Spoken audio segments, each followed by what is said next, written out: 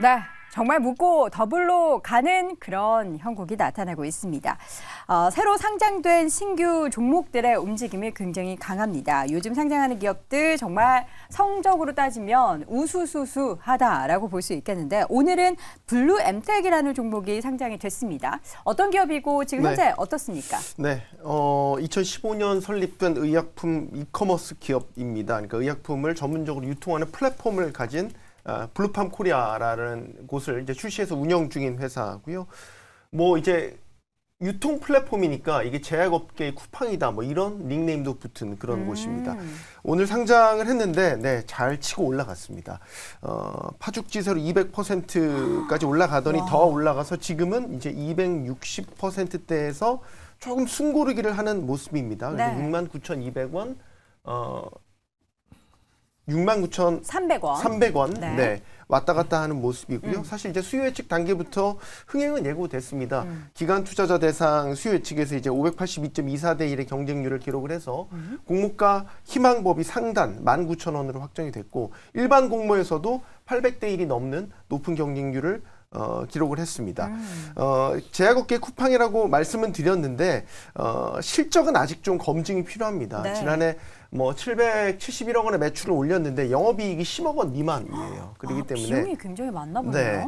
그래서 이 이익 미실현 이 상장 특례를 통해서 이제 상장을 한 케이스여서 실적 부분에 있어서는 아직은 좀 더 검증이 필요하다 이렇게 말씀드릴 수 있겠습니다. 네, 일단은 성장성 여부에 대해서 계속해서 기대할 수 있을지 여부가 관건이 될 것 같은데 우리가 이전에 기술 특례 뭐 이런 쪽으로 상장을 했던 기업들 가운데 좀 실망을 했었던 그런 이후에 뉴스 때문에 주가가 또 급락을 하는 그런 사태도 있었는데 과연 이 블루엠텍 같은 경우에는 임순재 교수님 성장성 부분을 좀 기대해도 좋을까요? 지금은 매출은 좀 괜찮은데 영업이익이 아직 좀 부족한 것 같아요. 상당히 좀 이게 유통 관련된 기업이기 때문에 그렇게 이제 그런 수익성이 그렇게 아주 마진율이 높진 않다라고 보시는 게 맞지 않을까 싶습니다. 네. 그렇기 때문에 매출이 얼마만큼 빨리 증가하느냐가 아마 가장 이제 중요한 그런 포인트일 것이다라고 보여지는데요.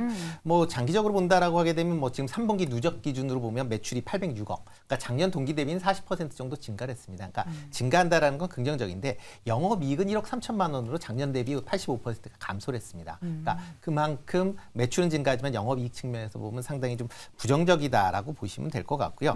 그렇기 때문에 뭐 오늘 지금 뭐 상장한 이후에 지금 공모 물량이 한 140만 주 정도 되는데 지금 거래량만 보면 지금 1,000만 주가 넘은 지금 1,600만 주가 넘게 지금 거래가 되고 있습니다. 그러니까 전체 지금 상장 주식수가 1,065만 주인데 이거보다 더 많게 지금 거래가 되고 있다라고 보시면 될 것 같고요. 그렇기 때문에 이 종목은 지금 현재는 뭐 단순히 이제 그러니까 기관들은 뭐 대부분 다 팔았을 걸로 보여지고 외국인들 같은 경우 청약을 거의 안 했습니다.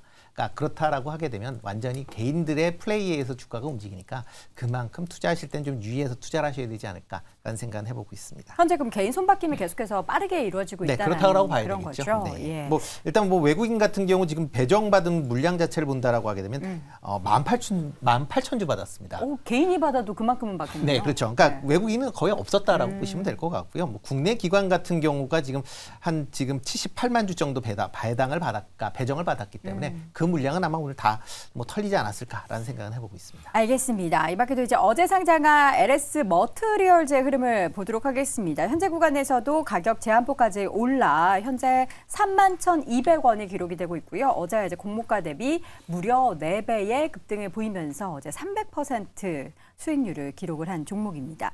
이틀째 상한가인데 배경이 뭘까요, 태희보고수? 새 장난감이잖아요. 새 장난감? 아, 그래서 지금 시장에서 많이 관심을 갖고 있다? 딱 그거죠. 새 거다. 새 거니까 반응을 보는 거죠. 반응이 좋다. 계속 하고 놀아야죠. 근데 이전에 두산 로보틱스도 새 거다 했는데 갑자기 우르르르. 그때는 장이 안 좋았습니다. 이게 뭐냐 그러면은 여기 저희가 채팅창에 정말 너무 와닿는 말이 있어서 이거 좀 읽어드리면은 신규 상장주는 타이밍이지 기업 가치 이런 거 없다라고 이렇게 또 저희 채팅창에서도 이따가 박세미 아나운서가 이거 소개할 건데 먼저 소개하면 어떡해요, 태희보고수. 제 마음에 들어서.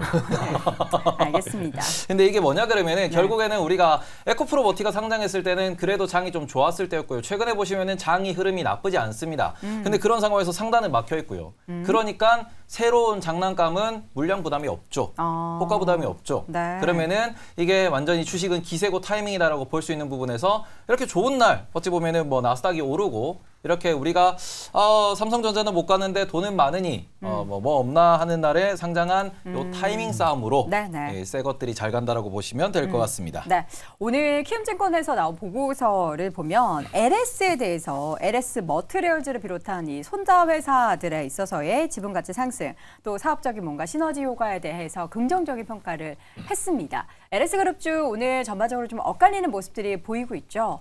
우리 LS 관련한 리포트 어떻게 얼마나 좀 동의하십니까?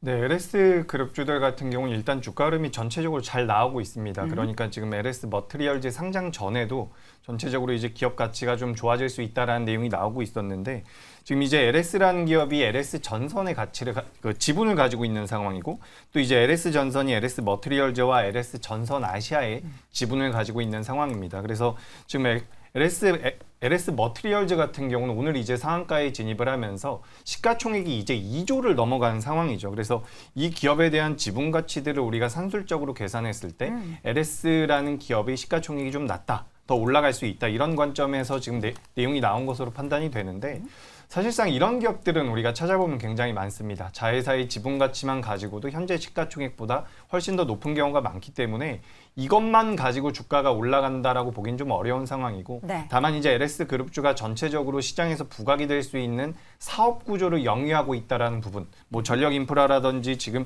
상장이 된 이 ESS 전력 저장 장치라고 하죠. 요 에너지 저장 장치라고도 하고 전력 저장 장치라고도 하는데 이쪽 이제 성장성이 있는 부분에 대한 내용들이 부각이 된다라고 하면 주가가 올라갈 가능성이 좀 높다라고 보고 있습니다.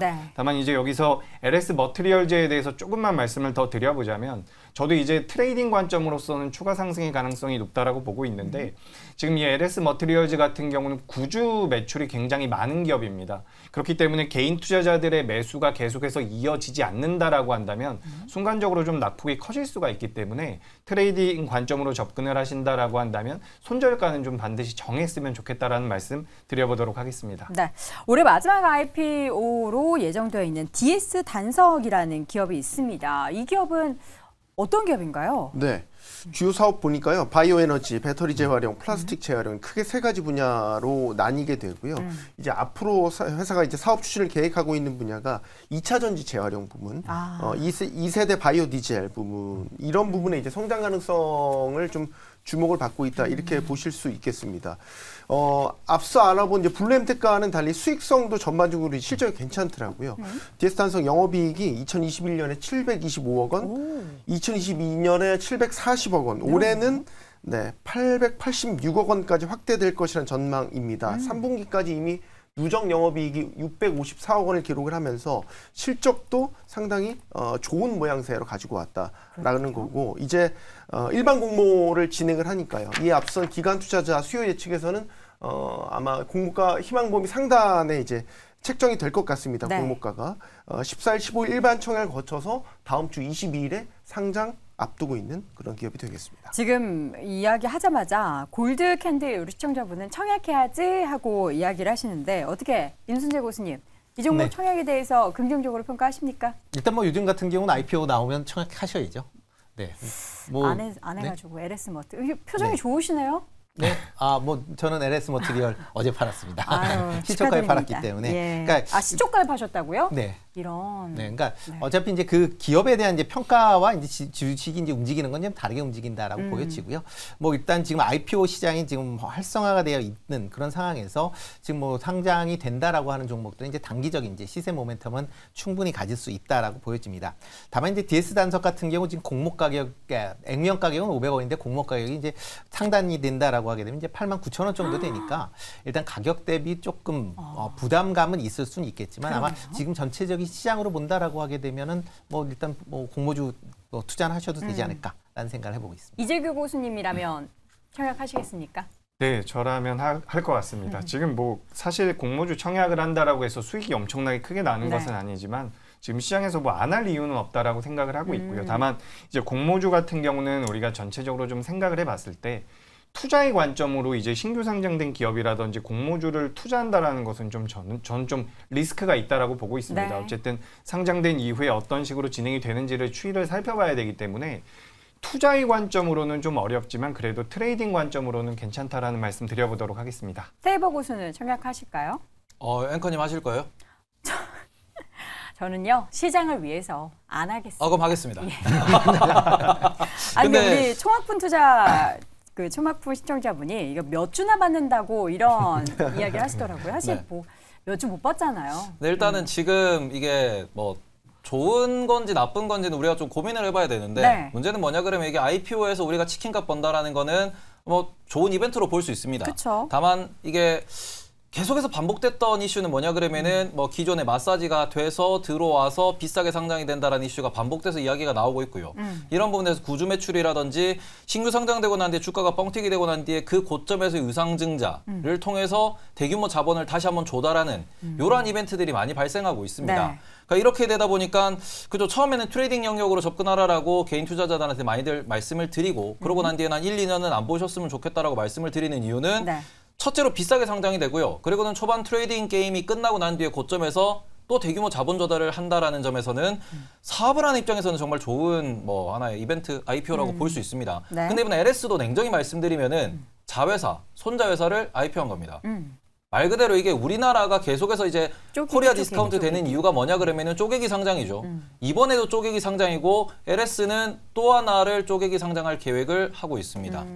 근데 이런 부분에 있어서 이게 장기적인 관점에서는 한국 시장에 정말 이게 긍정적인 효과를 가져다 주는 건가? 네. 개인 투자자가 이런 시장에서 계속해서 투자를 하면서 큰 수익을 얻을 수 있는 건가에 대해서는 꼭 고민을 해보셨으면 좋겠습니다라고 말씀을 드리도록 하겠습니다. 알겠습니다. 자, 이렇게 해서 신규 상장주에 대한 이야기를 쭉 나눠봤고요. 다시 한번 네 분의 의견 정리해 보겠습니다. 임순재 고수의 의견입니다. 수급 불안에 따른 단기 급등이 나타나고 있다. 손석구 고수, 반도체 빼면 남는 건 IPO주다. 이재규 고수는 갈 곳을 잃은 수급의 힘이다. 테이버 고수는 한국은 사업하기 좋은 국가다라고 의견을 남겼습니다. 네, 오늘 젠탑5 함께하고 있고요. 마지막 1위 주제 확인해 보시죠.